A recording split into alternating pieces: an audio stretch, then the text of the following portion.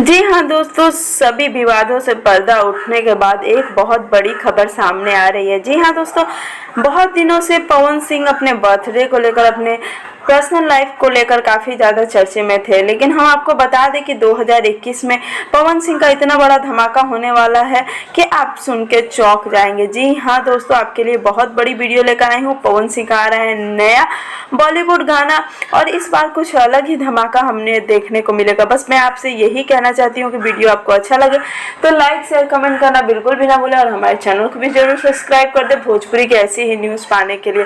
चलिए बात करते हैं खबर पे। आप सभी को पता है कि अक्षरा सिंह और पवन सिंह के विवाद के बाद बहुत सारे ऐसी चीज़ें सामने आई जो कहीं ना कहीं पवन सिंह जी को अपने फैंस से, कह सकते हैं जो फैंस है वो आज भी पवन सिंह के साथ है, लेकिन कुछ ना कुछ तो बातें चर्चाएं चली। लेकिन पवन सिंह जो पावर स्टार है, जो भोजपुरी के करता धरता है, उन्होंने कभी हार नहीं मानी और इस बार जो उनका गाना आ रहा है वो बॉलीवुड लेवल का आ रहा है और कहा जा रहा है कि उन्होंने 6 गाने के वीडियो की शूटिंग किया और जल्द ही गाना हमारे बीच आ जाएगा। तो यह भी देखना काफ़ी दिलचस्प होगा गाना कब तक हमारे बीच आए।